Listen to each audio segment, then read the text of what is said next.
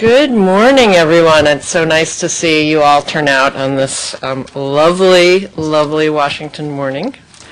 I don't know if any of you were subject to the vagaries of the Metro's Red Line, as I was this morning, so I hope I haven't kept you waiting. I'm Caroline Fredrickson. I'm the president of the American Constitution Society, and it is my pleasure on the behalf of ACS to welcome all of you to Reproductive Rights and Women's Health, the states, courts, and Congress.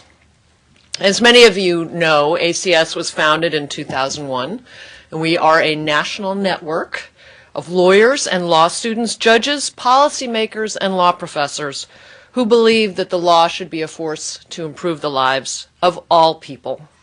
And ACS works for positive change by shaping debate on critical legal and constitutional questions, such as the ones we will discuss today. As many of you know, as many of my dear friends in the audience I know are well aware of this, last week was the 41st anniversary of Roe versus Wade, the Supreme Court decision that found that a woman has a constitutional right to make her own decision about whether or not to have a child.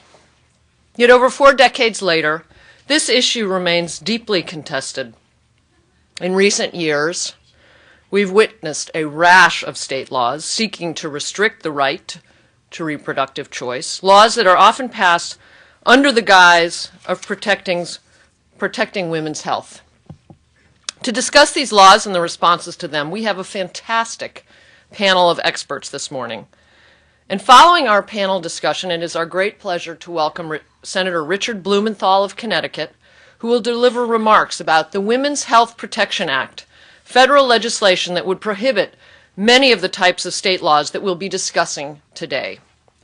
Before I turn things over to our panel, I wanted to encourage you to review some of the materials about reproductive rights on our website, www.acslaw.org. Last week, we released an issue brief by Caroline Maurer, a law professor at the University of Miami, discussing the issue of religious exemptions for corporations, which is the subject of the Hobby Lobby case that will be heard by the Supreme Court this spring. We have a number of copies of that issue brief by the registration table, and you can also download it from our website. So it is now my great pleasure to introduce our moderator, Juliet Eilperin, who will begin our panel discussion. Ms. Eilperin is a White House correspondent for the Washington Post, where she covers healthcare, campaign finance, energy, and the environment, and has written several articles over this past year about state laws and reproductive health services. She's the author of 2 books, and in 2011 received the Peter Benchley Ocean Award for Media. So please join me in welcoming Juliet and our entire panel. Thank you. Thanks very much. I know we have a really informed audience, so I'm going to get right to some of the questions of our panelists, and then, of course, you'll have a chance to query them, in a bit as our discussion progresses. So we're going to start with Elizabeth Nash, who is the State Issues Manager in the Guttmacher Institute's D.C. office. She coordinates the efforts of the state team, which analyzes legislative, regulatory, and judicial actions on reproductive health issues and develops Guttmacher's State Politics in Brief series and its monthly updates of state policy developments. And she's the woman I call every time I write a story about what's the state of these laws, and say, I'd like to know what number we're up to in terms of restrictions on abortion access. And then Elizabeth would have to say, let me see what time it is, because something might have passed between, the time you've asked me this question and when your story files. So that's what we do. So given that the Guttmacher Institute has done such a comprehensive job of chronicling what's been happening on the state level, can you give us an overview of both the types of abortion restrictions that we're seeing being enacted, as well as kind of what's the pace at this point compared to in recent years? Sure. Well, I think one place to start is with the 2010 elections. The 2010 elections really shifted the composition of state legislatures much further to the right, and along with some governors. And so since those elections, we've really seen this upswing, I call it a tidal wave, this tidal wave of abortion restrictions rolling across the country. And the tidal wave kind of metaphor works in a couple of ways. One, it tells you that there's been a lot happening. And secondly, it tells you that it's not just limited to places like Texas. So between 2011 and 2013, we've seen 205 abortion restrictions enacted at the state level, and we've seen that in 30 states. So that's not just, some of these places you might think of as places that want to restrict abortion. It's really nearly everywhere except in New England and along the West Coast. And the types of things that we've been seeing recently are really much more extreme, much more burdensome for women and providers than what we have been seeing in the past. So we're seeing things like, and this is a relatively simple example, but over time we were seeing waiting periods of 24 hours. We're now seeing waiting periods of 72 hours. 2 states have adopted those, and in fact, the South Dakota 72-hour waiting period now can no longer include weekends or annual holidays in that 72 hours. So, so what we're seeing is more extreme, more burdensome. What we saw in the decade before this, so between 2001 and 2010, we saw 189 restrictions enacted. So that was 10 years, and it didn't get to 205. But I would like to say that we really have seen sort of a slower, the uptick was slow throughout the 2000s, and it really simply exploded in 2011. So it's not to say there weren't restrictions and they aren't bad. Many of them are.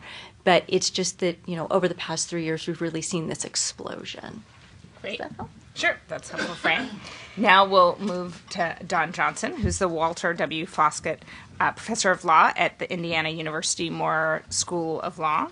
She joined the Maurer School of Law faculty in 1998 following a extensive career in Washington, D.C., where she served at the Justice Department under Bill Clinton from 1993 to 1998, including as acting Assistant Attorney General, heading the Office of Legal Counsel, where she provided constitutional and other advice to the Attorney General, the Counsel of the President, and the General Counsels of various executive agencies.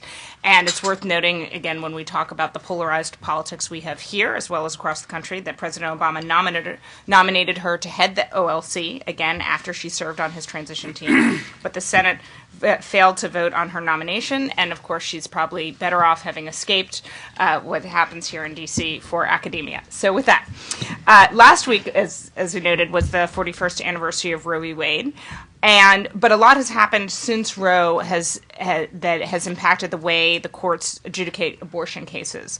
Then, when these state laws are reviewed by the courts, what constitutional standard will apply? How did that standard develop? And are some of these laws more likely to pass constitutional muster than others? Okay, thank you. So I usually teach a few weeks on those questions, but I'll try to boil that. Actually, I teach a whole seminar on sexuality and reproduction, but try to boil that down to just a few minutes. I'd like to begin with what the standard should be.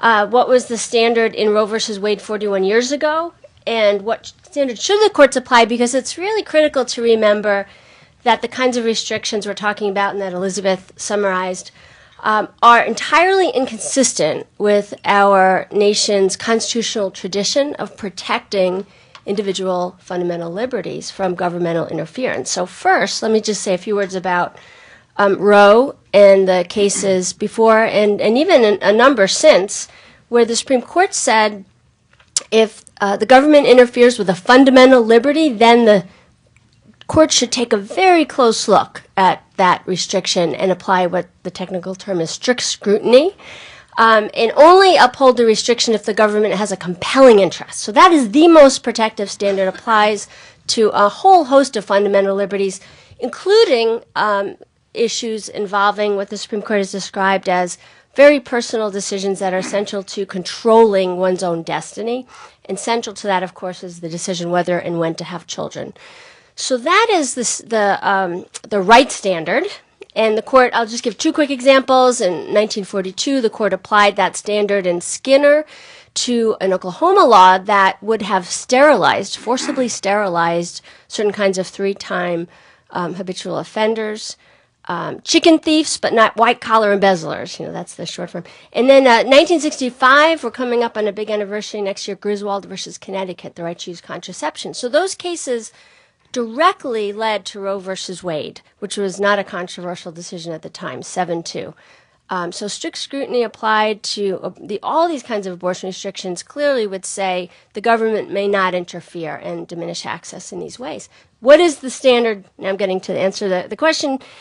Today, 20 years after Roe versus Wade, 1992, Planned Parenthood versus Casey. So I think we all know the court has not expressly overruled Roe and allowed laws like the Texas criminal ban on abortion. But in Casey, it's important to remember also that the court did overrule some protective precedent decisions of its own, and it radically changed the standard. So before strict scrutiny, and that's for all fundamental liberties, but they created the special standard just for abortion restrictions called the undue burden test. What is that? Took many years to work out. It's still being worked out. What restrictions survive, what fail. It's very clear it's far less protective than strict scrutiny. The court says it looks at whether the restriction places a substantial obstacle in the path of a woman's decision whether or not to have an abortion. It's just not our traditional standard, so we don't really know what it means, highly subjective, and it has led to courts upholding and states enacting far more onerous restrictions like the ones Elizabeth described. I would say just one word about that range of restrictions. Keep in mind, those are cumulative. So it's not like every year the state decides how many restrictions will we have this year. It's cumulative, and they interact in ways that close clinics make it more difficult and expensive for women to obtain abortions, and the ultimate express goal is to, by those who support these restrictions, is to make states abortion-free, is the way they describe it. And that's just like prior to Roe, the goal was to stop certain states from being able to allow abortions, and the effect is the same where if they, like South Dakota, Elizabeth mentioned, if they shut down the one clinic left, then women need to, if they can, travel hundreds of miles to neighboring states. I'll leave it there. Now we'll go to this side of the table and ask a question of Roger Evans, who's Senior Director of Public Policy, Litigation, and Law at Planned Parenthood Federation of America. And Roger is the senior attorney responsible for Planned Parenthood's legal advocacy efforts in the public policy arena. He leads the Planned Parenthood Federation of America's Public Policy, Litigation, and Law Department, which provides strategic legal advice on legislation in Congress and state legislatures, as well as regulatory issues at the national, state, and local levels, and issues including judicial nominations.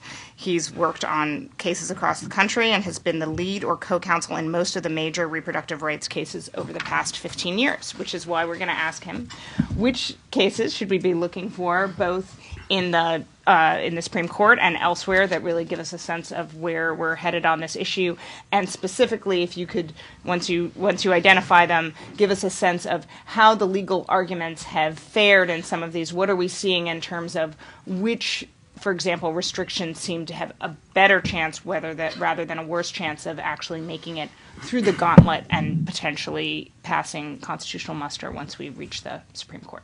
Thanks. Really easy. Again, do it in a few minutes. And we can always revisit one of these questions. I'm going to try to answer part of that, but I want to take a moment and say something historical and kind of overlap with what Dawn was saying. So as I was riding up in the elevator this morning, I was thinking to myself that 20-some-odd years ago, I was found myself on a hot summer morning in the National Press Club, having come over from the Supreme Court along with some colleagues on the morning that the court had decided Planned Parenthood versus Casey. I was one of the lawyers on that case along with some other people, and we were in the court that morning because we totally expected that Roe v. Wade was about to be overruled, and we had reserved the National Press Club to come here and decry the destruction of a fundamental right. And what the court did that morning, in an opinion that only 3 justices signed, O'Connor, Souter, and Kennedy, is said that they were reaffirming the core holding of Roe, that a right to abortion is protected by the Constitution, reaffirming that the dividing line between when a state could ban and when it could not was viability, and then making some changes around the trimester framework, which was a part of Roe that they got rid of, and articulating this standard which Dawn described as a radical change, the undue burden standard. And the fact of the matter is, compared to what we were expecting, we were unbelievably relieved and elated that we had scraped by as we had. And we came over here and we held this press event in a much bigger room with many, many more people because it was the dead of summer and there was nothing else going on. It was the last day of the court's term. And we got up on the dais and we issued these statements about how outraged and shocked we were that the court had done what it did. And when it was over, and we went out and were kind of milling around with the people from the media and so forth, every reporter who covered the Supreme Court came up and said, in so many words, you don't believe a word of what you said. This was a huge victory for you. Everybody thought Roe was going down the tubes. And the answer was, well, off the record, that's right. This was an enormous snatching of victory from the jaws of defeat. Well, it turns out that, as I think Dawn has suggested, actually we were right. And what happened that day was a radical change which set the stage for what we are seeing now, which is the rather dramatic erosion of access across the country. But it's not just that the court changed the standard. It's also that the court changed. And I really want to underscore that for people. The makeup of the federal judiciary in 2014 is not close in terms of its perspective on protecting individual liberties, what it was 20 years ago, 30 years ago, 40 years ago. And you can see that crystal clear by looking at what happened when the Supreme Court considered the Nebraska partial birth abortion case. And 6 years later, when the court considered the federal partial birth abortion ban. Those laws were virtually indistinguishable. The Nebraska case, which was 10 years after Casey, they struck down the law. In the intervening 6 or 7 years, Justice Stevens was gone, Justice Souter was gone, and Souter, Stevens, O'Connor, Rehnquist were gone. They'd been replaced by, among others, Alito and Roberts. The balance shifted. The virtually same law was upheld under the same judicial standards. So when Dawn says radical change in the standard, she's right. And when she says creating a standard that is subjective, she's also right. But the other thing to remember is that there was a dramatic political change in the courts, and that's key to what's happening today. So, to answer your question, admitting privileges is the next big ticket item that will, I think, almost surely find its way to the Supreme Court. What happens out there in the states, Elizabeth knows this very well, is that there's sort of a how do we screw abortion providers, plot du jour. Every year, people who are opposed to abortion come up with a new idea, and last year's idea was admitting privileges, a requirement that in order to provide abortions, you had to have admitting privileges at a hospital within a very close geographic proximity of the clinic. And what I want to call to your attention about admitting privileges as distinguished from Elizabeth's example of waiting periods is there are laws being passed, I don't want to minimize this by any stretch of the imagination, that just make getting through the process more difficult for the woman. A waiting period, mandated state information that's completely unnecessary and moralizing by the state, ultrasounds, you name it. And women, it's a drag, by and large, they cope with it, and they get to the abortion. Laws like admitting privileges are designed to close clinics so that actually access is cut off instead of hurdles being created. So these laws were passed in Texas, Alabama, Mississippi, Wisconsin. As we sit here today, they have been enjoined everywhere but in Texas. The appeal of the Texas decision is pending in the Fifth Circuit. There is zero chance that we are going to win that in the Fifth Circuit, so the Texas law will remain in effect. It's totally up for grabs about whether, assuming I'm right and we lose in the Fifth Circuit, that we will seek cert in the Supreme Court. But down the road, because the court takes cases where there is a circuit split, it seems almost inevitable that the question of admitting privileges will reach the Supreme Court. The case is going to trial in Wisconsin in the spring. Motions for summary judgment are pending in Alabama with a trial to follow unless it gets struck down on summary judgment. The Mississippi case is not far behind. That's 3 circuits, the 7th Circuit, the 5th Circuit, the 11th Circuit. Unless we lose them all the way across the board, there will be a circuit split, and even if we wouldn't take it to the Supreme Court, a state will take it to the Supreme Court. And when it gets there, I am not optimistic. I guess that's an understatement. I think that there's a high likelihood that we lose it in the Supreme Court, even though these laws are purely enacted in the guise of serving interests of health with no question about the purpose, which is to close clinics.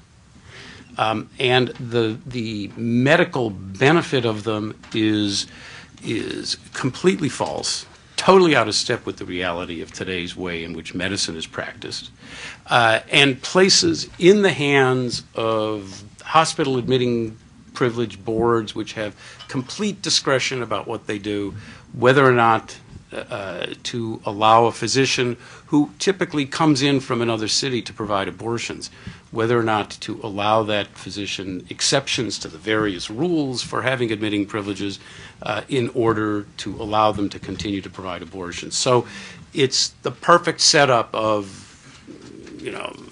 baloney medical benefit for the sole purpose of closing clinics. And as we have seen in Texas, the result is the closing of clinics, primarily the closing of clinics in smaller cities, in rural areas, meaning that to the extent that women in those states want access, they're going to have to travel to major metropolitan areas and to fewer clinics when they're there. So if I were telling you what to watch for in the court pipeline, I mean, there's lots of stuff going on, but it's admitting privileges that's going to be the next big deal.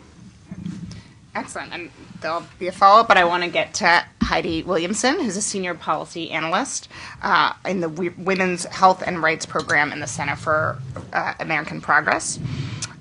Prior to joining CAP almost exactly a year ago, Ms. Williamson worked for the Alzheimer's Association, Sister Song Women of Color Reproductive Health Conference, and the Service Employees International Union. She has successfully led legislative and advocacy efforts in the South and helped elect more than 20 women legislators to office at the state and local level. So we want to get, we've talked a lot about we've talked about the legislature, the legislative process, the legal process, and now if we could move to the court of public opinion. I'm interested in asking you that obviously reproductive rights advocates have often looked to the courts, especially the federal courts, to protect the right to have an abortion, but this is also a battle in the court of public opinion. And as someone who's been active on the ground in the states, particularly in the more difficult terrain of the South, I'm curious of what lessons have you learned on how to approach these issues, particularly obviously with women, but also the broader population. Right, thank you. So working on as a lobbyist on abortion rights in the South, teaches you a lot of hard-fought lessons. I think the primary lesson that I would name is the disconnect that seems to exist between the state and the federal level, particularly around messaging. The reproductive health rights and justice community has invested a lot of time and energy into thinking about proactive strategies that will defeat bad things at the local level. But what we have found that at the federal level, but at the local level, what we've found is that our opponents have been able to pivot and really seize opportunities much more quickly, using narratives that are much more compelling and exploiting pieces of our narrative that best suit them. And I love that you brought up the admitting privileges, because if you've never been to an abortion clinic in the South, Texas, Mississippi, Kentucky, Georgia, or even Florida, these are not places where women go and there is a welcoming rallying cry when they go to get their medical services. It is a contact sport. Clinic defenders have to wear multiple layers of clothing. They have to wear vests denoting who they are. In places like Mississippi, the clinic doesn't even have a parking lot. So you have escorts who are having to walk several blocks to bring people through waves and waves of people who are not just shouting and yelling, but are literally attempting to contact women walking into the clinic. And so our opponents have gotten very smart, because obviously that is not an optic you want reverberating in social media. And the average woman isn't looking at the barriers to receiving their care the same way that we are. And so our opposition has become incredibly smart to reframe things like trap legislation and provider admitting privileges in a way, in the language that we use, that promotes women's health. We want women to be safe. We want women to make sure that they have the best care possible. So we have to be incredibly mindful of bills like the race and sex selection ban. In Georgia, we were able to defeat this bill, and the success, the way we define the success may not look the way we would ideally want the bill. Most of us wanted that bill to go down in flames. And for those of you who haven't heard of it, the race and sex selection ban was a bill that would basically ban any abortion that would discriminate against the race or the race or the gender of the fetus. So if the doctor or the staff had knowledge that the mother was going to abort a pregnancy because a fetus was a certain race or a certain gender, they wanted to prevent that. Now, obviously, there's several problems with that, because how many people go to a clinic, particularly the race part, right? And no black woman goes into a clinic and says, I want to abort my baby because it's black, right? We know the race of our fetus. The gender piece was a bit more complicated, but it opened the door for a racial conversation and a very regional specific strategy that was employed, that if it hadn't happened in Georgia, I don't know that we would have had the same result. We had to have very hard conversations, not just with the faith community, the civil rights community, but many people who considered themselves anti-abortion but felt like there was something just wrong about throwing the race card into the mix. And actually some of them, our most ardent opponents, people who had, since their first day in the legislature, had dropped bills saying, we want to ban abortion, no exceptions, became some of our champions, because it just didn't pass the smell test, right? It just, something about it just didn't seem right. And so we had to redefine our success. We had to use non-traditional partners, but we also had to really think about what are some of the disconnections that we're having as the reproductive health rights and justice community? We're disconnected from our base. There's an opening that our opponents are taking to communicate with our base to sort of whittle people away. And then when we have really big needs that come up, we have a harder time convincing our base to come out, to be vocal, and to stand up for their rights. And then in most instances, they don't really understand that their rights are being impeded upon. So it's important that we recognize that the state and local level are breeding grounds. They're places where our opponents are testing messages. They're using our base to do it because they recognize that this is not a simple issue, but the old tactics of actually, fire and brimstone, scaring people out of their rights, or scaring people out of acting on behalf of their rights is not working. So they're using much more insidious tactics, and we need to take that into consideration.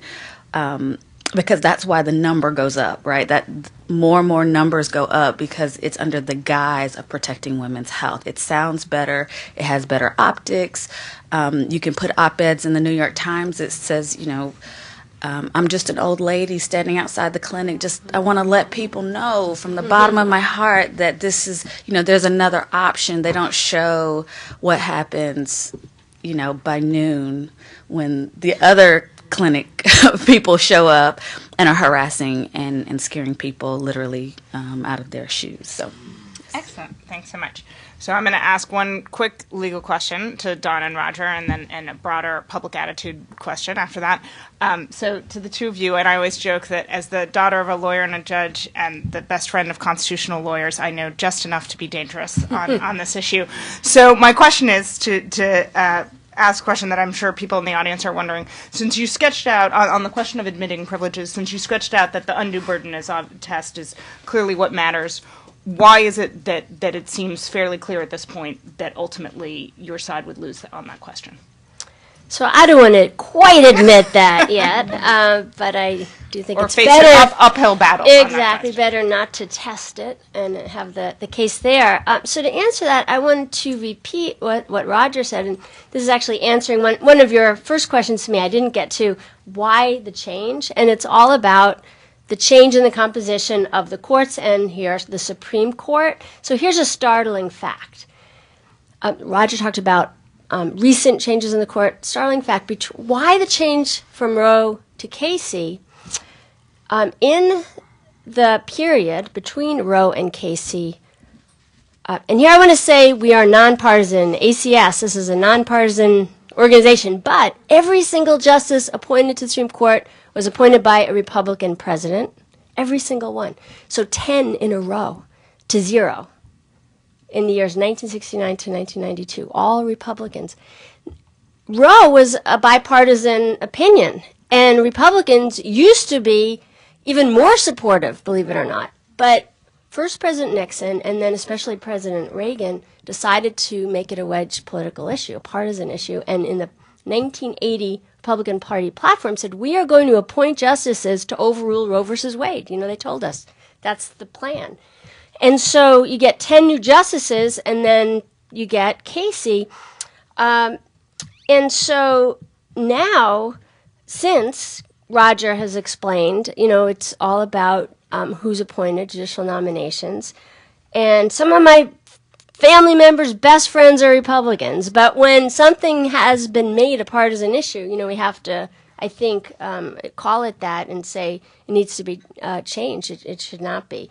So that's why it's just who's on the court, and it in Casey itself. I was there with Roger at the Supreme Court. I was working for NARAL at the time and at the National Press Club afterwards, and we were tremendously relieved, but we knew the danger. We just didn't know how bad it might get. But we knew because in dissent, Rehnquist, one of the original dissenters in Roe, Chief Justice Rehnquist, two dissenters, he was one of them. In Casey, he wrote that we should have overruled it entirely, as I said in 73. And what the court has done is only retained the outer shell.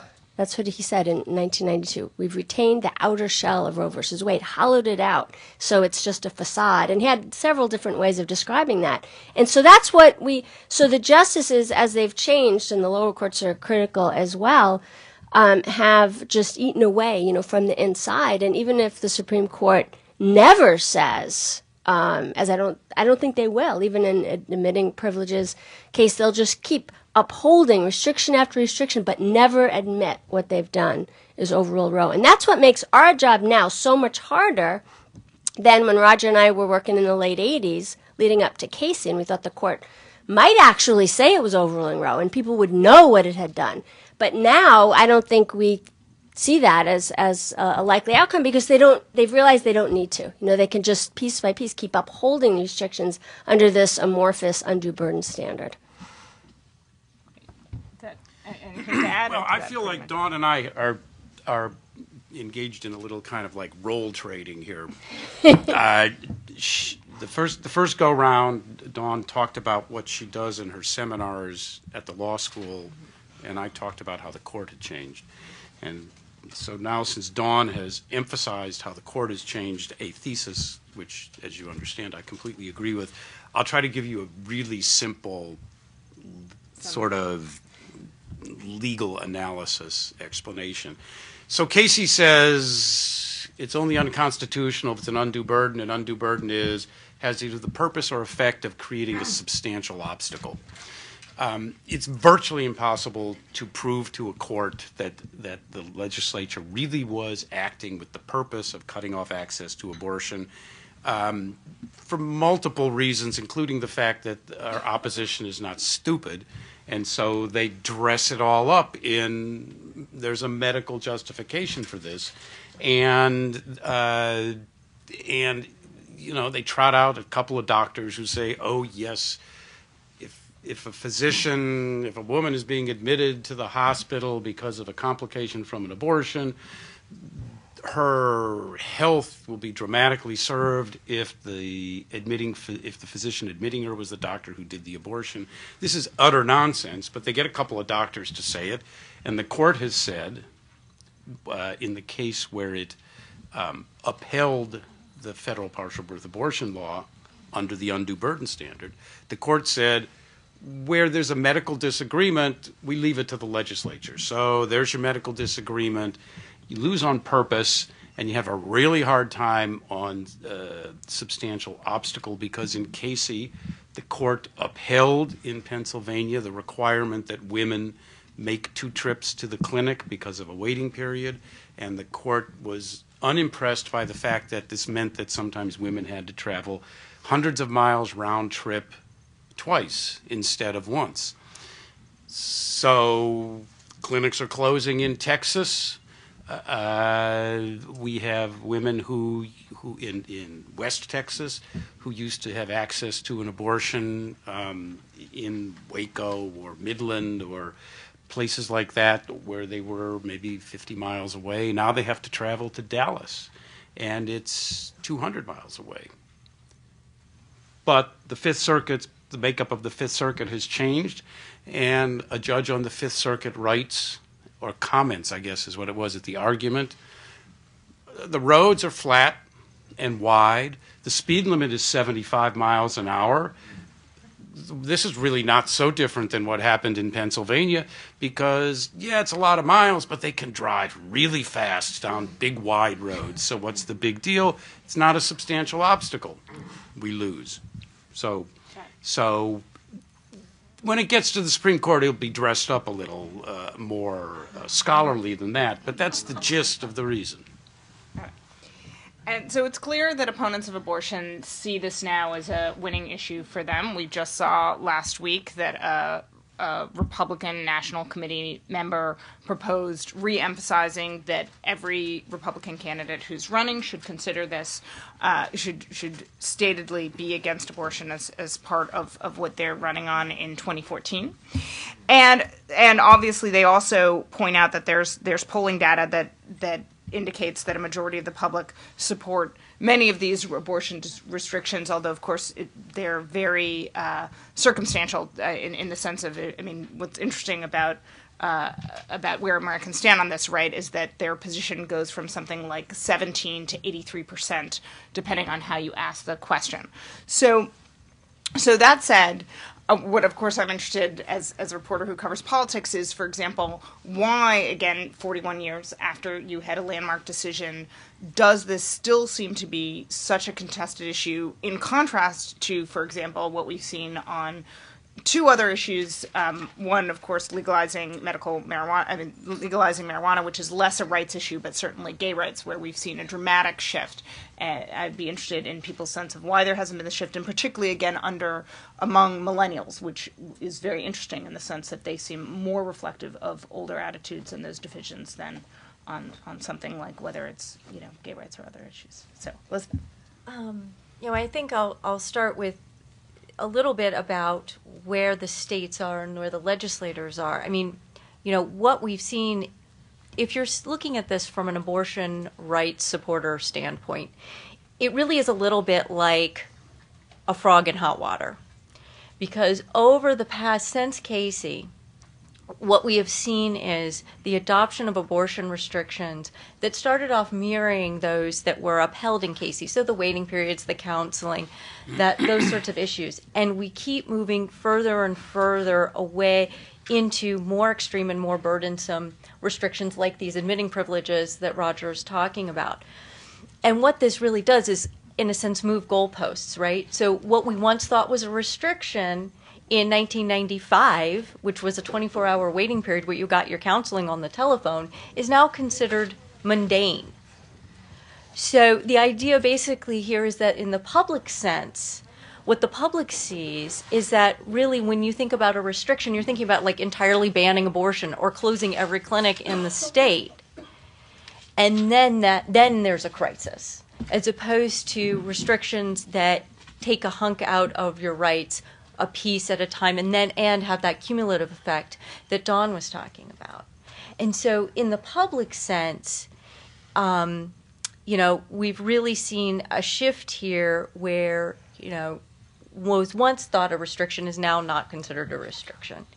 And that, what we now have are state legislators who are willing to push further and further and further. Hi.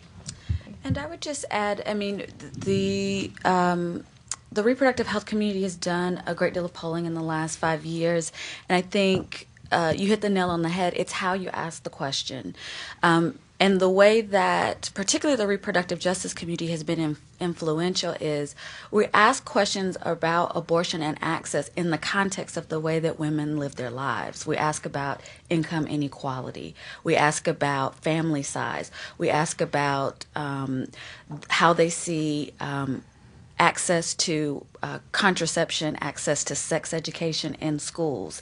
And abortion is talked about in this broader spectrum of health, of legal health services that are available. And what you find is that, and we have polling as well, that for millennials and particularly people of faith, the polling skews the other way. People become much more supportive because of pro-choice issues, because what they recognize is you're not seeing women solely as a uterus within a very specific window of time. You're looking at a broad spectrum of women's health and recognize that all of that health is not accessible. It's not a right if you don't have the ability to access it. Mm-hmm. And that's something that I do think our opponents don't talk about enough. They keep, I think they're finally getting, you have to talk about poverty. You have to talk about income inequality. I don't think their talking points are going to work. But we really try to make sure we include the totality of a woman's life because conversations around contraception and abortion do not happen in a vacuum. The choices that women make don't happen in a vacuum. And so when you ask questions, particularly with millennials, you ask questions about faith, the environment, healthcare, you find that when you look at the totality of all of these issues and the responsibility people have to themselves and like their community, the data skews in our favor. And now at this point, I'd love to open it up. I have plenty of other questions to ask, but I thought I'd see if people have questions in the audience. So, and we have a microphone in the back. And raise your hand. Okay, we've got someone right over there. And if you could identify yourself, that would be helpful. Thank you. Yep. Up. Wait. Up. Right here. Raise your hand. Oh, you're going to someone else? All right, then go to someone else. That's fine. Go to someone else, and then we'll come back. Sure. Hi. My name is Abby. You can't see me, but you can probably hear me. Hi. When you were talking about the purpose and effect as far as it relates to trap laws and how purpose is really hard to prove, and how the Fifth Circuit in oral argument mentioned, well, if you have to travel 200 miles, so what? You can still get to a clinic. Do you think that the courts are likely to identify something different where it's the only clinic in the state, like Mississippi, where the only clinic closes, and then someone has to cross state lines, which, might be the equivalent of 200 miles, but is there something different to the courts about having to go to another state, like going from North Dakota to Minnesota or from Mississippi to a neighboring state? Is there something that the court might identify as more burdensome in that regard? Got it. I think Dawn can take that question. Yeah, I think that really is an excellent question, and I would have some hope of that. Going back to the example you repeated about the judge's comment about the roads being long and fast and wide, and so clearly they're not able to see that what this is really about is, like Heidi was saying, income inequality and poverty, and for a woman without a car, driving those hundreds of miles, it is an undue burden for her, a substantial obstacle.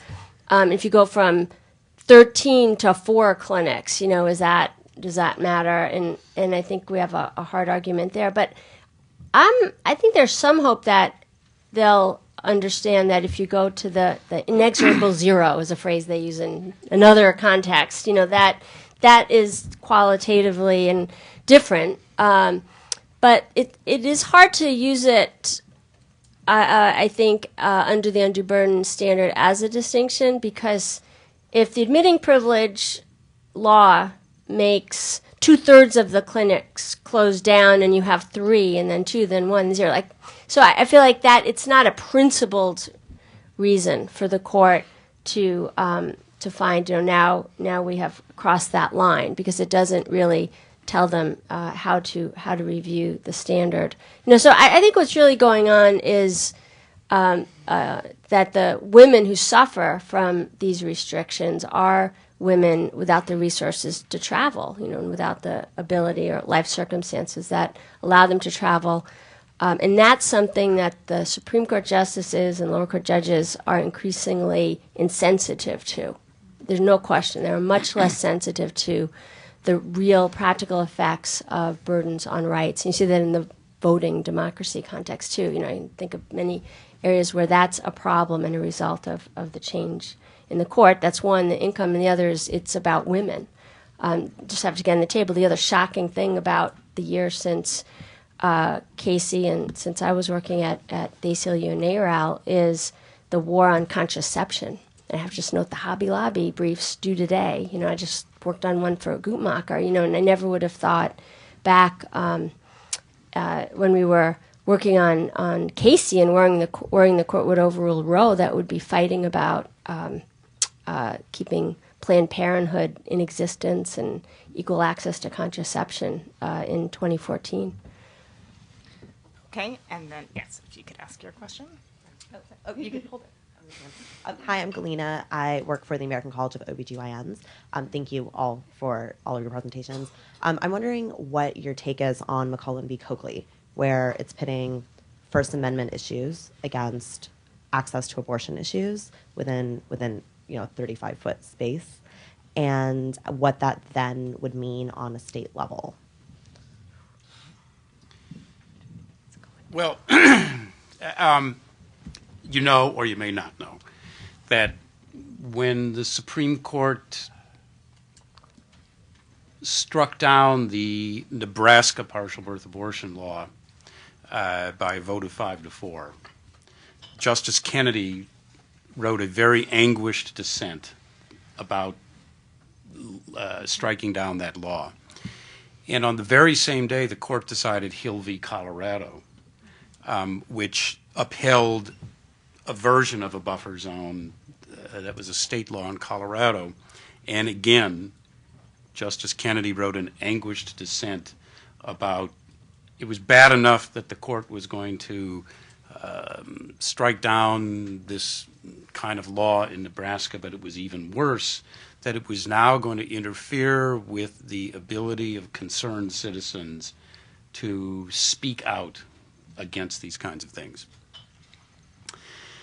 And so in 2007, Justice Kennedy got another shot at it, and he wrote the opinion upholding the federal partial birth abortion law.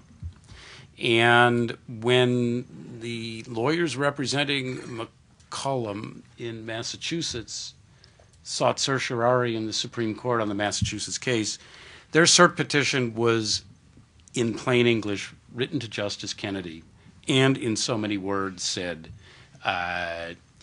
you were upset about Hill v. Colorado. This law has been upheld in Massachusetts by the lower courts under Hill v. Colorado. Here is your chance to make it right, just like you did in partial birth abortion. So I think the law gets struck down. And honestly, I think if there's a hope that it gets upheld or that the opinion is, does minimal damage to the ability to protect some sanctity and access and safety and so forth outside of clinics, that hope rests with Chief Justice Roberts. And that's just because, I was in the argument. You can count the heads. I think there were clearly 4 votes on each side. Justice Roberts didn't say a word. And I think that there is a piece of him who, who kind of recognizes that if this weren't abortion, this would be much easier for him to understand the need for that kind of a restriction. And if I could just kind of like put a finer point on that, there was considerable discussion at the argument about what would be the impact of having these kinds of laws about buffer zones to protect quiet if it wasn't an abortion clinic, but it was outside a factory gate or a corporate headquarters where there was a labor dispute going on. I don't think that concept troubles Justice Roberts a bit. I think he's a man of corporate America, and I think he thinks that something like that would be just fine. So there is some hope that he, rescues this or mitigates the damage, but I think the law is on its way out. And Heidi, I was wondering if you could weigh in as someone who's been there at clinics when these kinds of demonstrations are going on.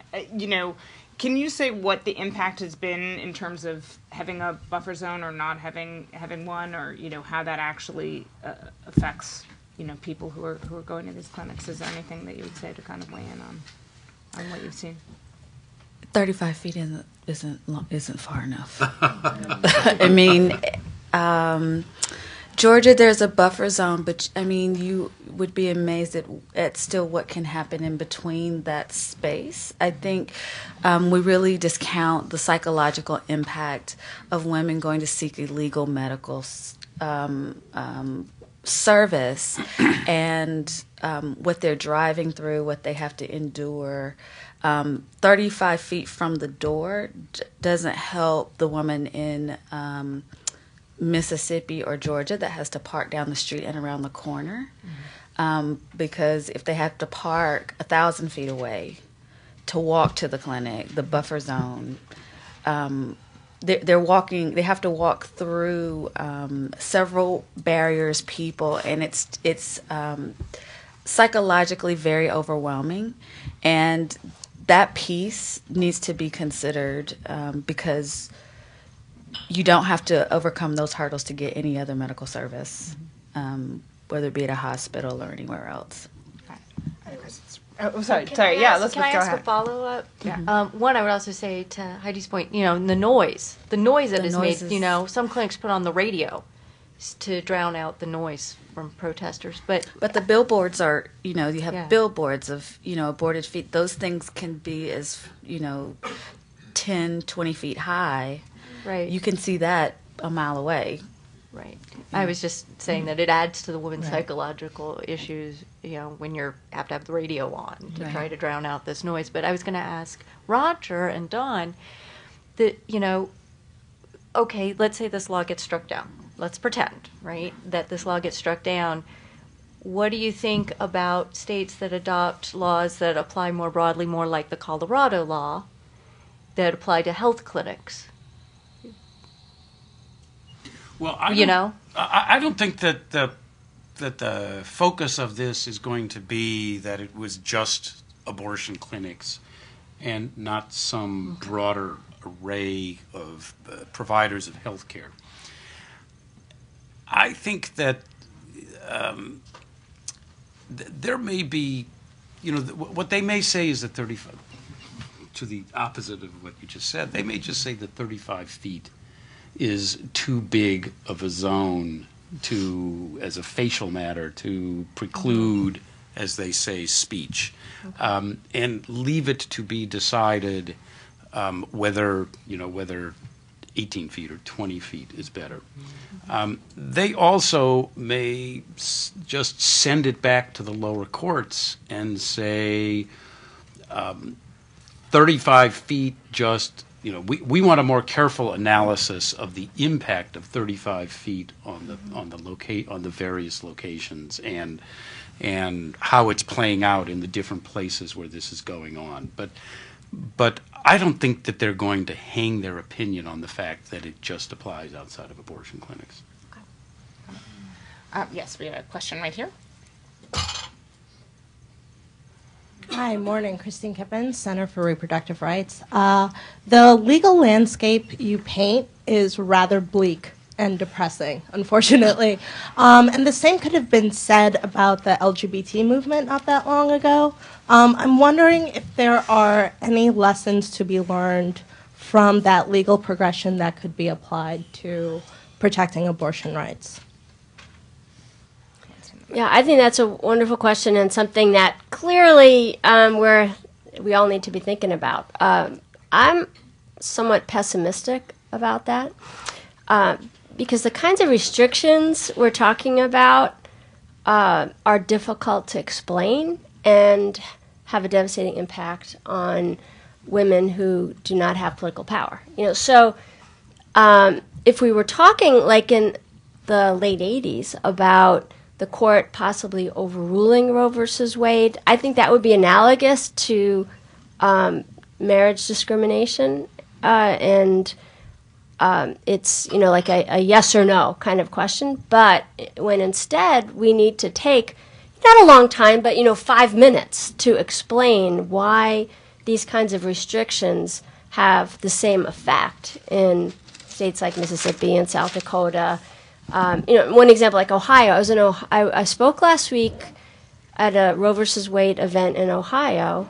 Ohio had it's similar to an admitting privilege requirement as a transfer agreement. The clinic itself had to have an agreement with a local hospital that they could transfer patients. Already in place, onerous, burdensome, the clinics were managed to get transfer agreements. So then the legislature last year said, okay, now you can have a transfer agreement with public hospitals. Of course, the private hospitals won't give the transfer agreements. And so that kind of, why is that not a health-related restriction? It takes maybe 3 minutes, to explain why there are absolutely no legitimate reasons for that kind of restriction and how devastating it is to the clinics of Ohio. And that's just not the case, I don't think, with the marriage equality issue. Though let's say one slightly positive thing. Well, what should we do? Run for state legislatures. That's the key. Run for state office. But the one thing that could be a good lesson is something that we did try to do more of when we thought the court might overrule Roe in the late 80s, early 90s, and that is be more open about the issue. Talk about the issue. If all the women, 1 out of 3 women will have had an abortion in their life, is what the Guttmacher Institute calculates. And so, if all of those women would talk to their families and friends, we shouldn't have to do that, of course. And the nature of the decision is we shouldn't have to do that. And given the burdens that are in the way it's stigmatized, all kinds of problems with that. But that that might be one of the lessons. I would add that one of the great successes of the LGBT movement was the coming out, right? Putting a face and a story to the experience. And I think destigmatizing abortion is a critical way, but there's also a moment where there was just a strategic decision to broaden the issue. So now when you think about the LGBT movement, it isn't so much about marriage as it is sort of a myriad of issues, namely bullying, school policies that actually allow children to be who they are, have access to clubs, the ability for children to date openly, attend proms, things of that nature. And so I think this is where the reproductive justice movement becomes incredibly important, because we've got to work at the intersections of other issues to make sure that people recognize that there is no disconnection between income inequality and access to reproductive health and rights. There is no difference between access to health care and the immigration debate. There is no distinction, or we shouldn't have a distinction, between reproductive health and rights and the labor movement or the human rights movement. That there are faces and experiences that we need to name that normalize the experiences of women and this reproductive health journey that can become sort of an everyman's journey that I think we've got to do better as a movement. Got it. Right there. The gentleman with the question. Larry Pearl, ACLU. Ms. Nash talked about more than 200 negative actions from legislatures in the last couple of years. And is there any way to package all the nibbles? Waiting periods, no problem. Admitting privileges, no problem. The sum of all these things, at some point, it would seem, even for recalcitrant courts, would equal an undue burden.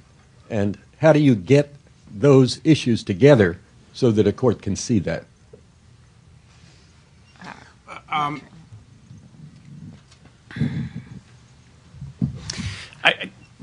People are working on that, but I think the problem with that is that,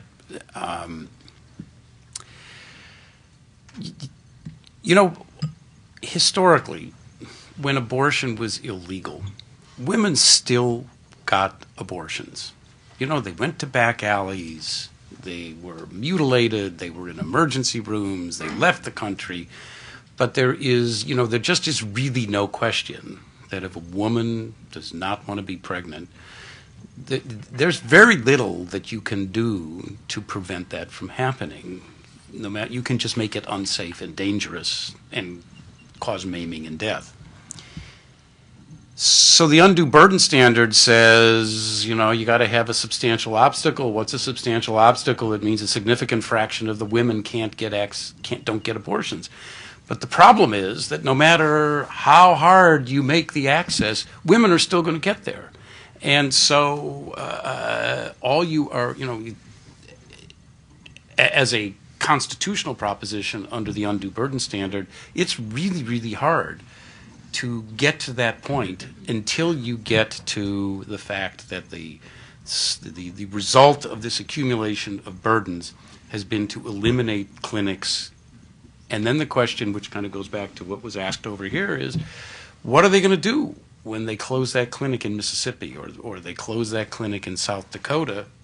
But the fact of the matter is that for many women in each of those states, there are abortion providers in the adjoining state who are at least as close as the one to which they would have traveled in that state.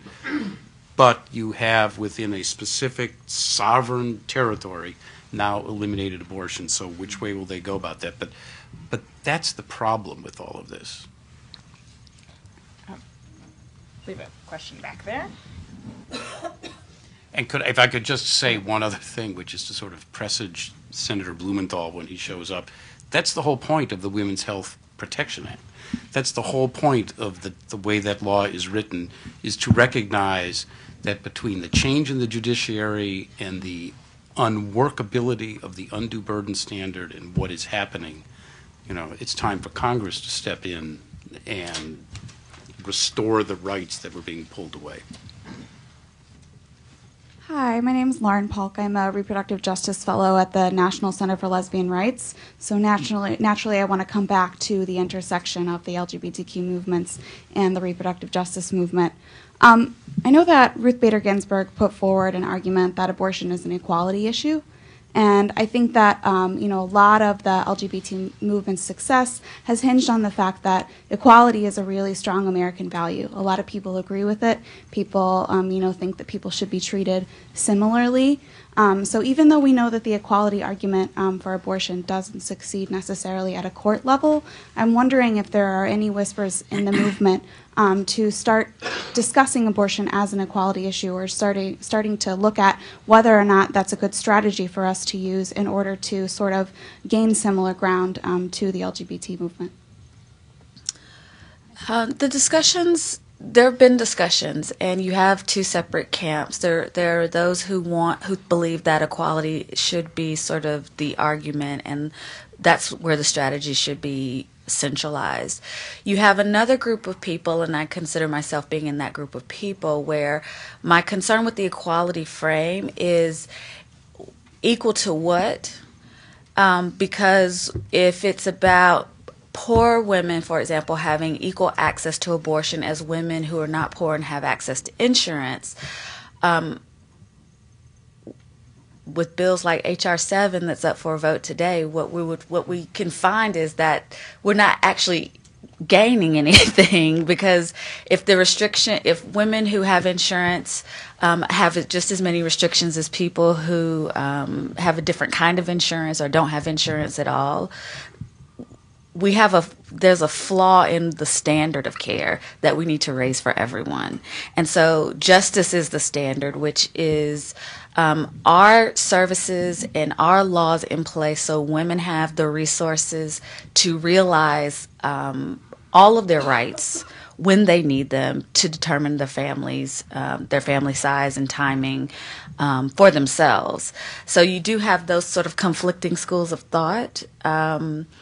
And I think the reproductive justice community you have a number of people who have tried to sort of split the middle, and they're starting from a very basic frame of let's redefine families and let's bring the humanity back into the conversation. So let's first honor women for being human beings, and then honoring people and families to define themselves however they may be, to simply exist and then define how they want to continue to grow and reproduce. And I'm sorry, did you want to say? Well, I was just going to say there's something happening at the state level that it sort of is related to the equality argument, which is that there is work being done within state legislatures to work on what we're calling proactive issues. And the idea here, I think the best example right now is the package in Pennsylvania, which pulls together women's economic issues along with reproductive issues, along with other health issues. And it has been, it's a several bill package, but the idea here is if we raise all of these issues together, then we raise everyone's vote. And so there are people who are looking very strongly at what's happening in Pennsylvania and looking at what could possibly be done in their states to work on proactive legislation around many different issues, including reproductive health. So that's one idea. I think that it's an essential piece of it, and it helps even on the Supreme Court with the justices, and I think it can help with Justice Kennedy. Just the common sense understanding that I think Justice Kennedy essentially signed on to in Casey in the plurality opinion that in the 50 years since Griswold, being able to, for women, specifically women, being able to control when and whether they have children and space children and not have 10 to 15 if they don't choose to have 10 to 15 has had a dramatic impact on women's status in society generally. I think many of us who work on the issue know that's at least a critical piece of it. And then it's about real access for all women to contraception and abortion services. But it's not just about I don't think Justice Kennedy or the average American thinks about it as just protection for the individual against government overreaching into personal decisions. It's about the status of women in society and being able to control our lives, and that it has a differential impact on women if you say you cannot control your own reproduction.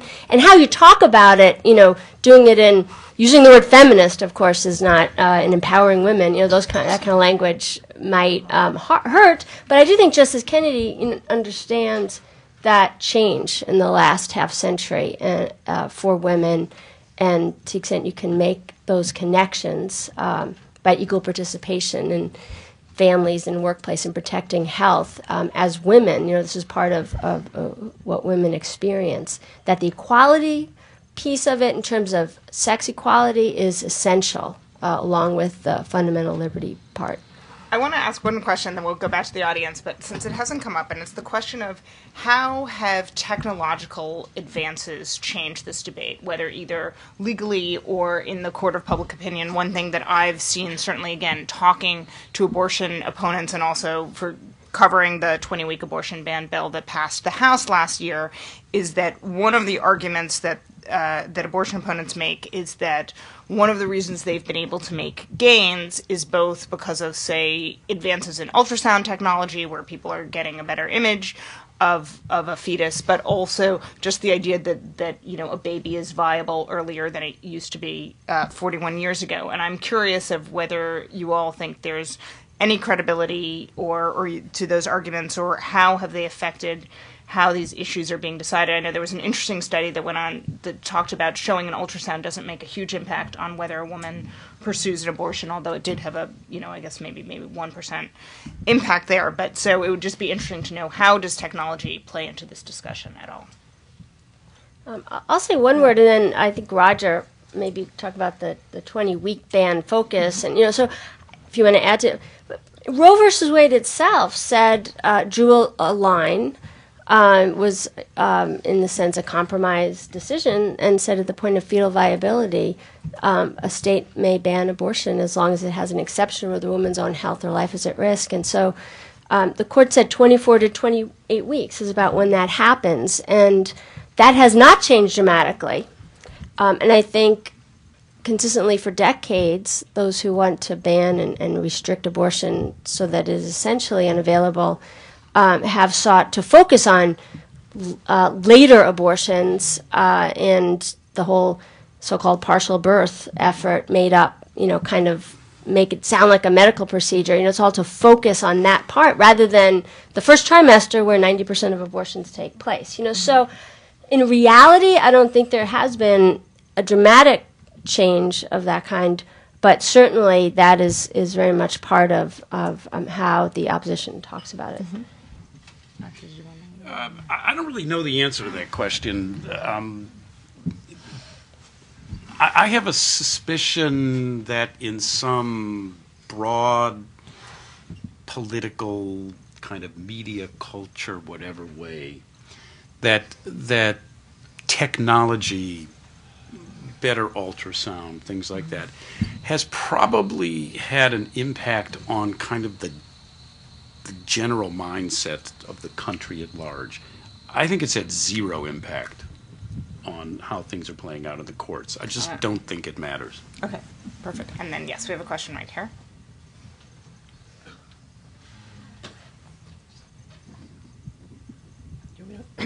It's actually sort of a follow-up to the question about equality, and actually Heidi's response about sort of equal to what. I'm Julie Gonan with the Center for Reproductive Rights.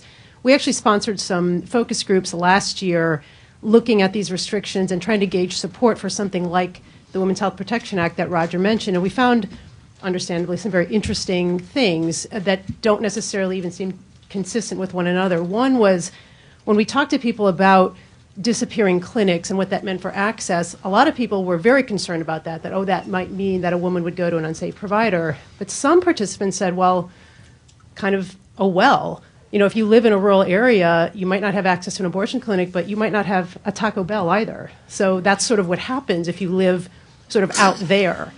Not particularly sensitive, right? On the other hand, we did find strong support for the notion that access to a fundamental right, like abortion, should not vary by your zip code, by where you live. So, and that was even stronger than sort of that variation we saw in, oh, well, you might not have access to a clinic. So that notion, I think, is encouraging, that people do think, like I said, I think it's a variation on the equal to what, that you should have access to a fundamental right regardless of where you live. And that is, in fact, the premise of the Women's Health Protection Act that Senator Blumenthal has introduced in the Senate and Congresswoman Judy Chu has also introduced in the House. So, and I know that we'll look forward to hearing a little bit more from Senator Blumenthal shortly, but I just wanted to sort of note that it's not entirely consistent what people say, but I think there's some encouraging signs there, at least about consistency across the country. Other questions? Yes, right there in the back. Indra Klein, I'm a development consultant. I'd like to follow up on messaging. Okay, for many, to have an abortion, there's still that stigma attached. So what kind of messaging are we going to kind of evolve that image? Because that woman is a mother. That woman was a student. This woman is someone that contributes to society. How are we going to teach the general public that having abortion is not a bad thing, number one? And how are we incorporating the bullying aspect? I would think with social media and mobile technology that someone that's volunteering in that capacity would be using that cell phone, put it out there, you know, do something with change.org. Because I think that we, in the general public, we have a moral obligation to stand up. I had an abortion in the past, and I'm not ashamed. It was either bring forth a child that was missing a brainstem, and what kind of quality of life is that, or making a decision that totally impacted my relationships in my life. And my concern is, yeah, I'm angry, but I'm more afraid that what's going to happen to our daughters or our grandchildren. I mean, it's kind of like, if you look back and make a poor analogy, but it's like what happened when Germany prior to World War I and II, or Russia, the state of Russia today. It's what is it that we're going to do in our messaging to wake up the general public, because we have the ability, especially with social media. I mean, I think it's very difficult. I think it's regional.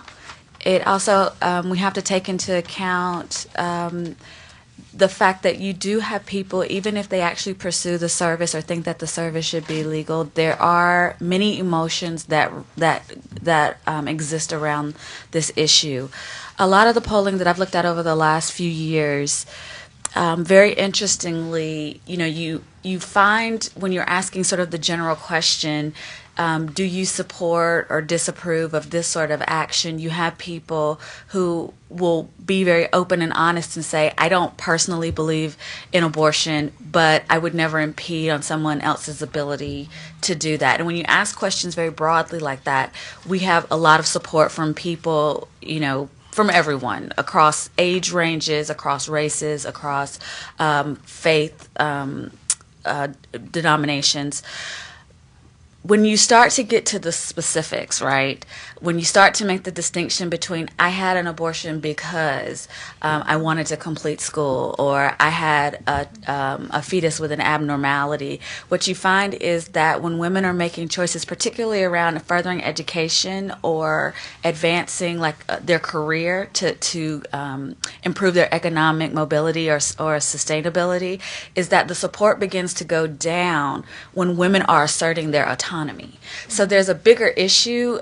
The abortion piece almost becomes a side note when you dive a little bit deeper into how women make decisions and what they're making the decision for, because we begin to, you see, even though we try to stay away from it, those of us who do have to speak publicly about why women have abortions, the sort of the hierarchy of abortions, like who's more deserving of the abortion versus not, what you see is that it plays out in the polling that people are really conflicted. Well, I mean, I can understand if, you know, if there's no heartbeat, but I mean, why would a woman be so selfish as to not delay college to have a baby? I mean, I don't understand. And that comes out over and over and over again. And the more details they have about a woman's circumstances, the less support we find that they have for a woman's right to choose. And so we have to thread that needle very, very carefully. we have to take into account the values that surround the values and the context that surround women. So while some women get support that they need and are able to have the conversation within their family, within their community, within their churches, there are a lot of women who don't, and they are victim to punitive actions just because they're being sexually active, or, and they're not necessarily resulting in a pregnancy, but if there is a pregnancy that results from sexual activity, they receive punitive action. And we've got to have a bigger conversation around what does it mean to really empower women to be autonomous and self-determinate in this country without there being sort of a repercussion for that, regardless of the decision that she makes and why she makes it. What do we do to bring back the humanity of women, or to bring the humanity of women? Let's see, there. Other questions? Yes, right over here. We have a couple. Hi, Gretchen Borschelt with the National Women's Law Center. So I agree that the court isn't going to be directly overruling Roe anytime soon. They don't need to, but let's just say they were considering this question. It was squarely before them. So one thing we know they looked at in Roe was trends in state laws and the way they were going. And given what's been happening lately and the way we talk about the trends in state laws, I'm wondering if we need to kind of moderate our message and start talking about states that aren't passing these laws and where we've been able to beat them back. And I know sometimes that's behind the scenes purposely, but I just kind of wanted to get the panel's thoughts on that question. Sure. Are there places, and I know Elizabeth can talk about where there have been states where you've pressed the other way. I mean, certainly California is an example for us, although, when we talk about California, believe me, people in much of the Midwest kind of go, oh, right, well, that's California. But, I think we can point to places like California. We can point to places like Washington where progress is possible. It is hard, though, to talk about where we beat things back in the sense that those small victories we don't often have anyway. And so that is fairly difficult, and many of them are few and far between, but I do think we should raise those more than we do, in the sense that, it does help us bring some community together when we know we've pulled together and something hasn't been enacted. Don, you want to? Yeah, one positive thing I think we all need to do more is thank the brave elected representatives who are willing to talk about this stigmatized subject. And I think that matters when we have someone like Senator Blumenthal willing to step up and seek legislation at the federal level. It matters, at least as much in places like Indiana. Now I live, I'm from New York, but I've been in Indiana since '98, and my husband and 2 teenage boys are real Hoosiers, and so that's my life. And so we go to these Democratic Party meetings where there are, starts with the Lord's Prayer, and then all the speakers who are willing to speak openly among the Democrats are anti-abortion, and so that's where having constituents tell those people politely, please respect me, and be willing to raise the issue with them matters. But also there are, I was just on this panel, as you said, in Ohio with a very progressive, amazing woman in the Ohio state legislature, and so who's standing up and against these kinds of restrictions. And we need to thank them and support them, and ultimately it should be protected at the federal level. But until we get there, we need to fight Indiana, Ohio, state by state, and we can, ending on a positive note, do, I think, tremendous good by working that way with our elected representatives. And the senator's here. We're going to just take one quick last question. I don't want to leave this woman hanging, and then we'll be done. So. Hi, I'm Gerald Hayes with Advocates for Youth. And Professor Johnsen talked a little bit about the contraception fight, a fight that we didn't think we were having, and thinking about all of the other fronts in which we are fighting. We can't get the Pregnant Women Workers Protection Act. We can't get a vote on that. And so on all the different levels that women are fighting, how do you see us having to kind of continue to fight at all of these levels, even if you do decide to carry a child to term, getting prenatal care is an issue. How do we get past, the what we keep getting on all of the different fronts? Any broad thoughts, Heidi? Do you want to tackle that? Take it. You can tackle it, and then we'll wrap. Somebody's got to, right? I mean, I think there have to be community-wide conversations about what does a comprehensive package for women and families really look like in this country, and it has to be a combination of things that go beyond many of the failed attempts we've already seen with some of these bills. And it may sound strange. I think in many instances when we talk about a real woman's agenda, we don't think big enough. Because a real woman's agenda, I believe, starts with an economic base that we really need to make sure that plays itself out in every aspect, not just health, but work, family, childcare, and all of that. So I think it is about continued collaboration and the willingness to put proactive agendas forward rather than take the defensive posture. And I would say, look at what, we're trying to do in Pennsylvania, and look, although it was defeated last year, look at what's trying to happen in New York to bring many of those issues together in one platform. So. Okay, and I hope you'll just join me in thanking our panelists for offering their time. Well, I want to also thank our panel for an absolutely wonderful and informative discussion. And now it's my singular pleasure to be able to introduce our featured speaker this morning, Senator Richard Blumenthal. Senator Blumenthal is uniquely positioned to speak on today's topic, given his diverse and distinguished background as a legislator, litigator, and policymaker in both federal and state government. A graduate of Harvard College and Yale Law School, and a Supreme Court clerk for the late Justice Harry A. Blackmun, Senator Blumenthal is currently serving his first term as a United States Senator from the state of Connecticut. But I would say it seems like longer because you've done so much already. Prior to his election to the Senate, Senator Blumenthal served an unprecedented 5 terms as Connecticut's Attorney General, where he was an aggressive advocate for consumer protection, environmental stewardship, labor rights, and personal privacy. Senator Blumenthal also served as a state legislator, first in the Connecticut House from 1984 to 1987, and then in the state Senate from 1987 to 1990. In addition, he served in the United States Department of Justice as U.S. Attorney for Connecticut from 1977 to 1981. But most importantly for our discussion today, Senator Blumenthal is a longtime and strong supporter of reproductive rights. While serving as Connecticut's Attorney General, he worked to ensure that insurance companies covered birth control and that rape victims had access to emergency contraception. He also supported codifying women's access to safe, legal abortion into Connecticut state law. He has also been a staunch supporter of access to contraceptive coverage and ensuring that broad exemptions to the contraceptive mandate do not undermine the ability of women to access preventive care.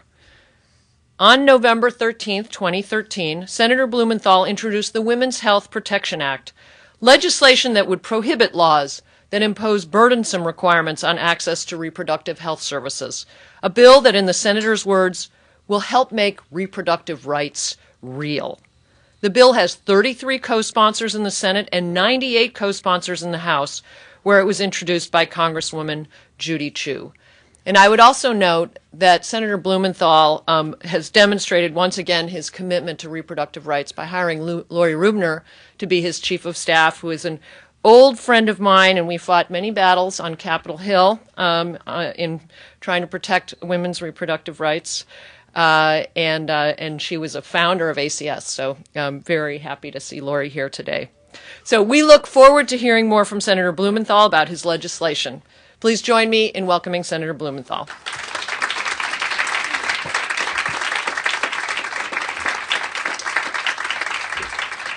Thank you very, very much for that wonderful introduction. Thank you for mentioning Lori, and who is doing a fantastic job, and Lauren, who is well known to all of you. I'm very proud that they are working with me, and thank you to the American Constitutional Society for having me today. This group is a very learned and active and committed group, and I'm honored to be with you to talk about the bill. I'm here to really talk about the bill. But let me begin by saying thank you for mentioning Harry Blackman, who always comes to my mind at this time of year because at this time of year in 1974 and for years thereafter, he was a frequent target of the anti-choice groups, and they marched outside the Supreme Court where he could hear their voices, and they sent roses to his chambers, and I don't know how many of you ever had any contact with Harry Blackman, but he was among the most gentle, thoughtful, sensitive people I have ever known. And for him, and I came to know him pretty well and talked to him in some depth about reproductive rights, this decision really was about medical care and privacy. You know, he had worked at the Mayo Clinic, at the General Counsel. He loved medicine. He loved talking about medicine and medical science. And I think this decision for him was really about health care and the rights of choice for people, constitutional rights, but also, in effect, health care choices that he knew so well could be difficult for people in all kinds of medical areas. And he was always deeply affected by these demonstrations because of their vehemence, their viciousness of tone and substance, and the kind of hatred that he felt, which, as a very gentle, sensitive, sort of scientific, scholarly person, was kind of almost incomprehensible to him, that people would talk about these kinds of deeply personal medical decisions in such polemic and vicious terms, and that it could generate so much personal hatred. And I think at the time, when I was law clerk for him, we never envisioned that this many years later we would still be talking about these issues, and that the threat to women's health care and reproductive rights would be as real and imminent and urgent as it is today.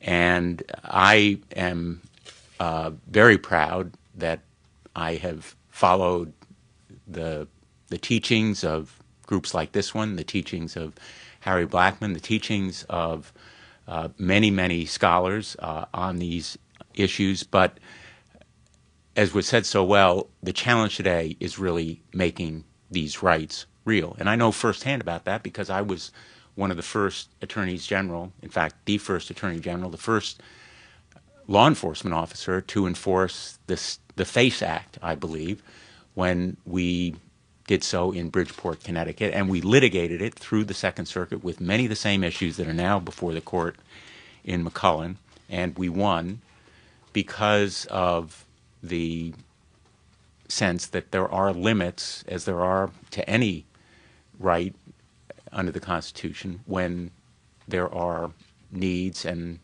urgencies based on health and welfare. And I saw firsthand the courage not only of the women who were seeking health care, but going back to the remark made earlier, the real heroes for me have always been the caregivers, the health professionals, the escorts, people in the trenches who brave the physical threats as well as the emotional trauma that bothered Harry Blackman so deeply in his chambers when he heard those voices resonate in his office, and that these heroes really face, literally in their face day to day, when they escort women, when the caregivers provide this health care, when women themselves demonstrate their courage in making these choices. We know that the legal threats are unprecedented in number and urgency. The numbers tell a lot of the story. 205 new state laws in the 2 years between 2011 and 2013, more than the previous decade. You've heard about the laws relating to the physical clinic layout, admitting privileges, ultrasound requirements. You know, the inventiveness and ingenuity is almost unlimited. And the amounts of resources that are required to defeat these efforts are also going to be unlimited, or at least will certainly strain the limits that groups, advocacy groups, and others have to strike down these laws. So we need to confront this new reality, the state-by-state threat to reproductive rights that is increasingly growing in this country. And that is really one of the purposes of this bill, that says in effect that the federal government is going to ban these state restrictions that use health care as a ploy, as a ruse. The clinic physical layout requirements, the admitting privileges, the ultrasound requirements all say, in effect, we're protecting women's health care, and that is a ruse, a ploy, an excuse for, in effect, unconstitutional statutes, and they should be proactively banned by a federal statute. That's the basic idea, and the concept or principle is that there should be no requirements for abortion that are not applied to medically comparable procedures. Pretty simple. And it looks prospectively. In other words, trying to cut off or proactively reduce the number of threats. Now, these threats would continue probably even with the statute. The statute would have to be applied. There would be a continuing need for litigation, but it would shift the frame of the debate in court. And hopefully will somewhat shift the frame of the debate publicly in the United States Congress. Lest anyone think that these threats are not real in the Congress. You all know that H.R. 7 is going to be on the docket tomorrow in the United States House of Representatives. A clearly, in my view, clearly unconstitutional measure, not only unwise, but very unfortunate, and hopefully will be defeated. If not there, it certainly will be dead on arrival in the Senate. But the net effect of all of these restrictions is to chill and deter women from making the choices that they should feel free to make, or to chill and deter advocates and perhaps others who otherwise would feel differently about it. We need, in effect, to push back, to go on the offensive. We can't always be defending against a myriad of state attacks, state challenges to these rights.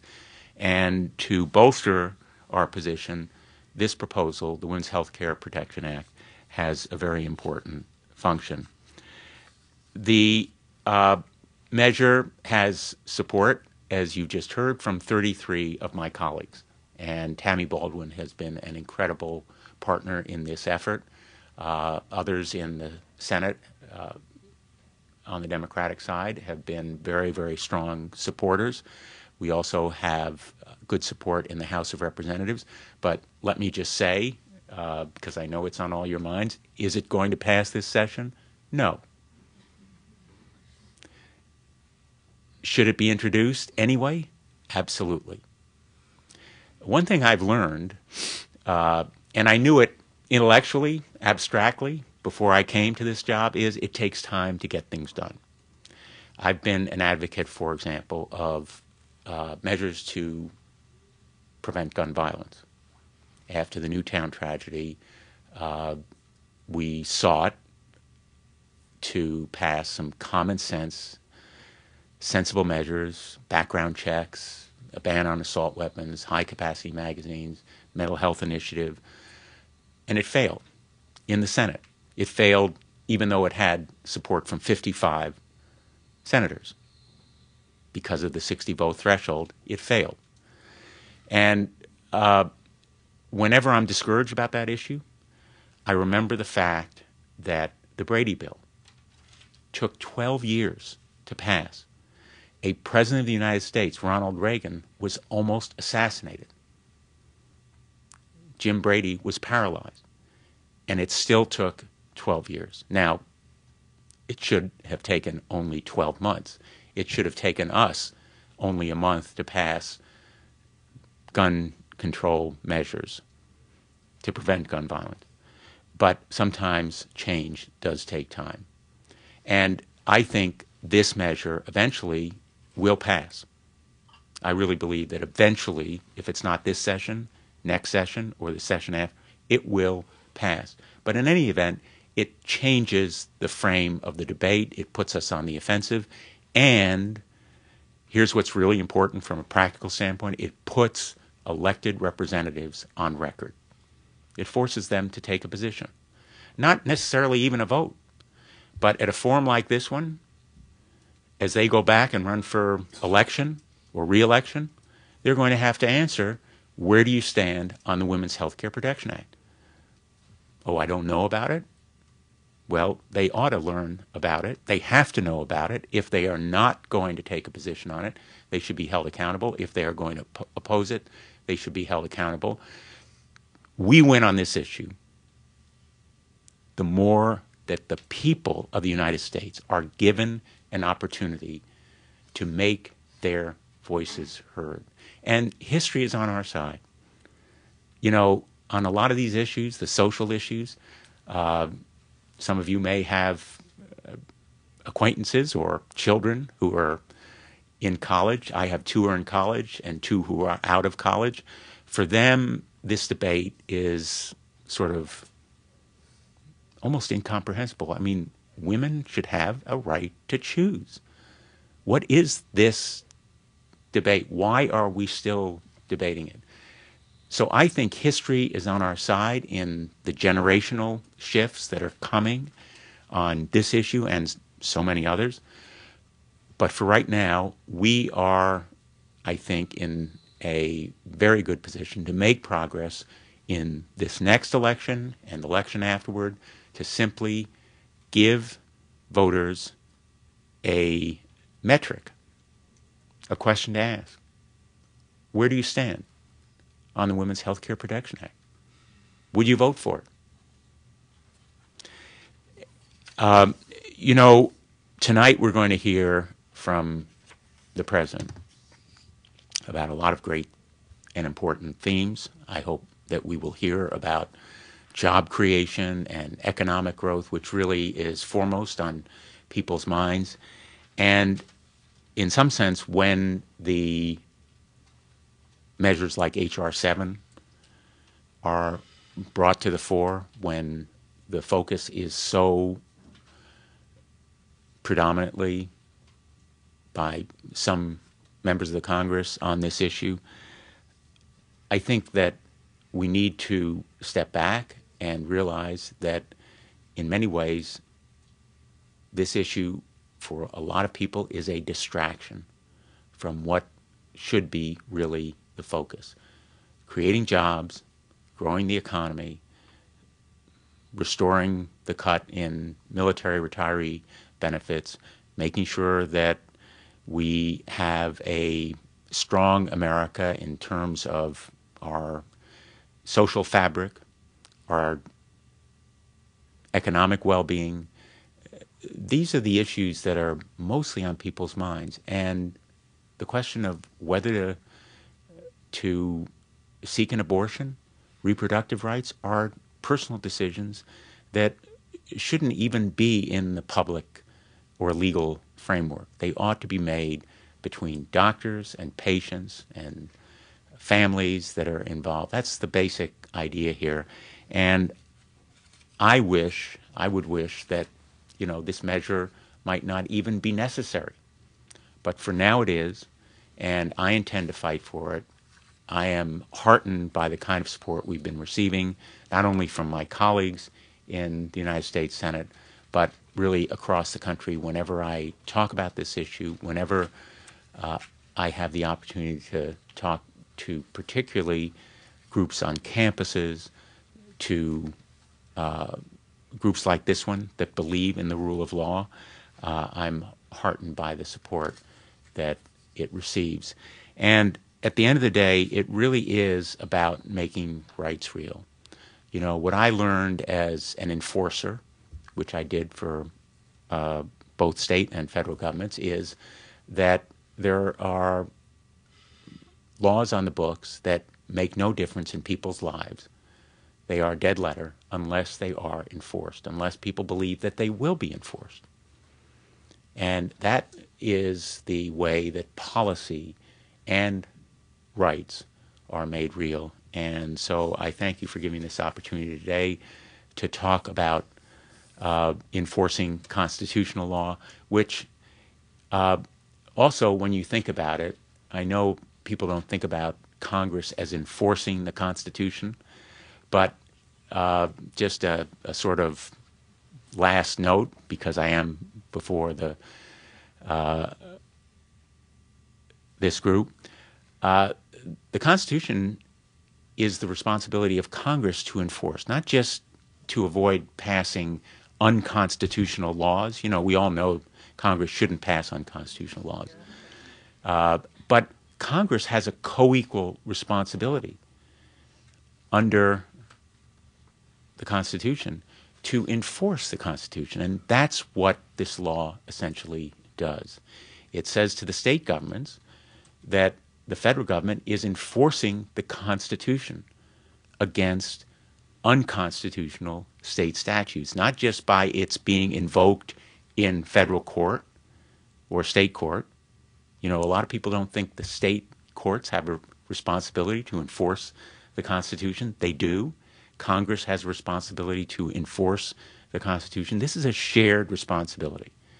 And this measure puts Congress on record as enforcing the Constitution and making sure that it is not infringed by this growing number of state measures that unfairly and unlawfully restrict the rights of women to make decisions that are deeply personal and should be respected. Thank you.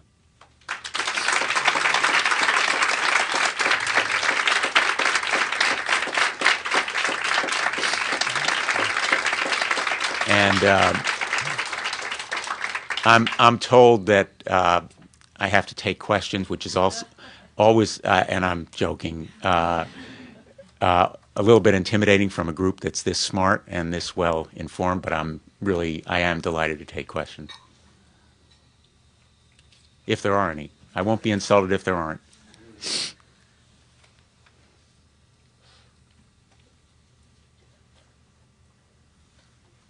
Yes. What do you find to be the most effective message when you're talking to colleagues about the WHPA and how to build co-sponsors? What is the most effective argument with colleagues? You know, I think it's the argument that I've just laid out, that these growing number of state statutes inhibit the exercise of rights, that they chill and impede and inhibit women, and that they, in effect, create controversies at the state level and laws at the state level that inhibit women's rights to health care. So I think it's the practical argument that that has the most effect, and also that it's a principle. You know, my colleagues are aware that, you know, there don't need to be hallways 12 feet wide, that doctors do not need admitting privileges, that all of these requirements are simply a sham, and using women's health care as a ploy is exactly that, and is unconscionable. So there's an issue of principle as well. Yep. I'm wondering whether you think there's the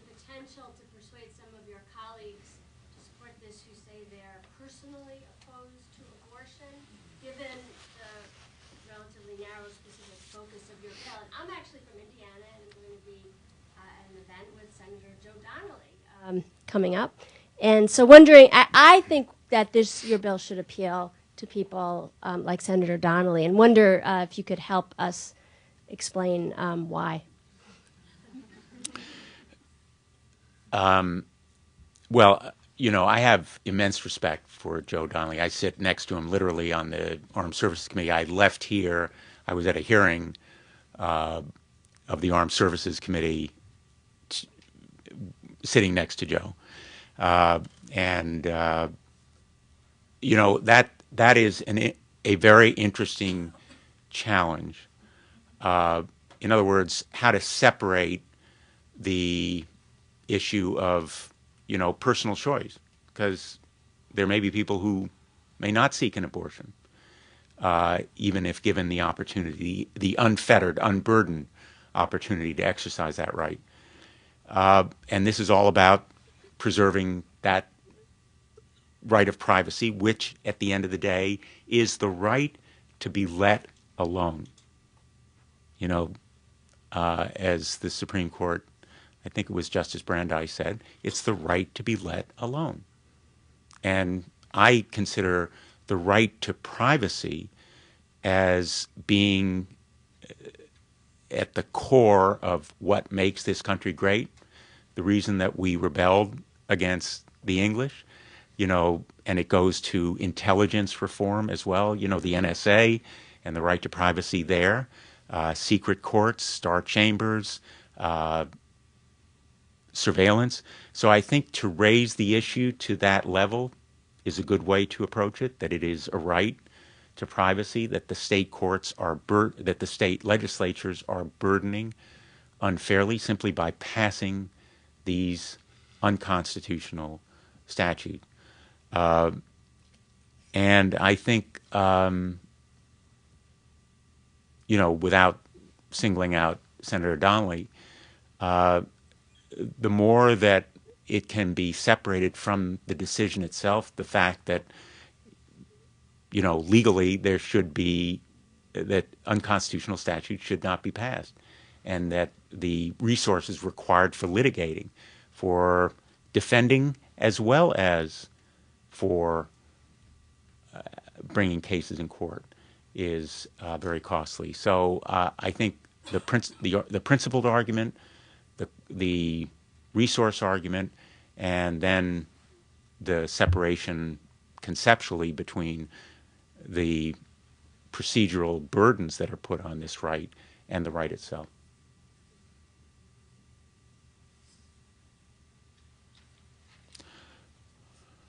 Thank you. Yep.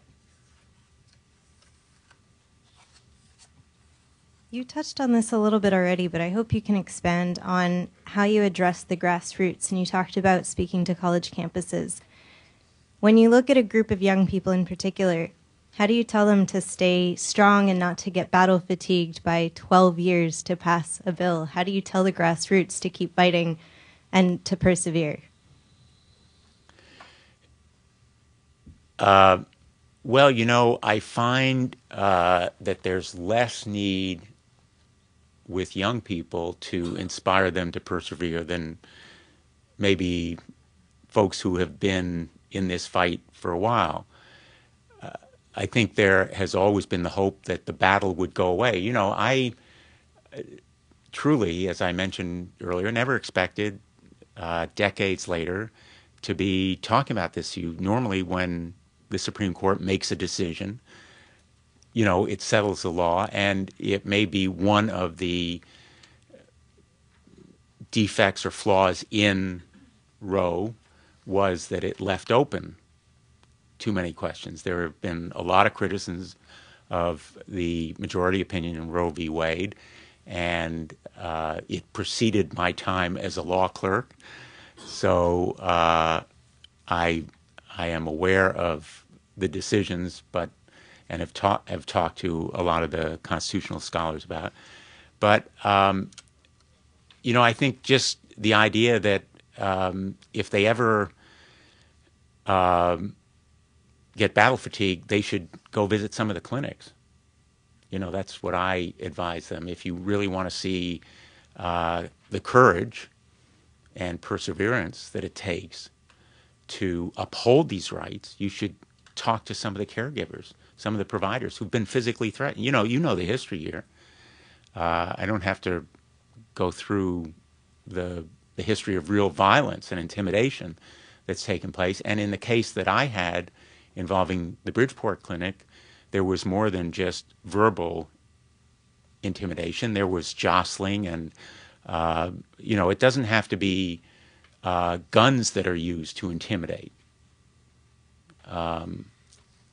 It can be the mere physical presence and actions associated with it. So I would say go to the clinics and talk to some of the people who are in the trenches and providing the care that's needed. I think the Senator has time for only one more question. So I don't know if there are. Well, they're great questions. Thank you. Yes, sir. Oh, okay. Yes, I'm an independent researcher and writer, Andrew Harrod. I just want to know, you speak about history being on the side of this issue, for example, with your children and so forth. Do you ever then foresee a day when, I guess you consider issues that have been sort of decided, like slavery or segregation or such, to take a stark example in our country, that there'll come a day when people say, okay, it's settled, we agree on access to abortion for all, et cetera. Do you foresee that? I don't know that it can be compared to any other constitutional issue, but I do see a day when the tide of these efforts to restrict a woman's right to choose subsides greatly. I don't know that it will ever go away completely, but I do see that there will be a better day when the threats are greatly diminished.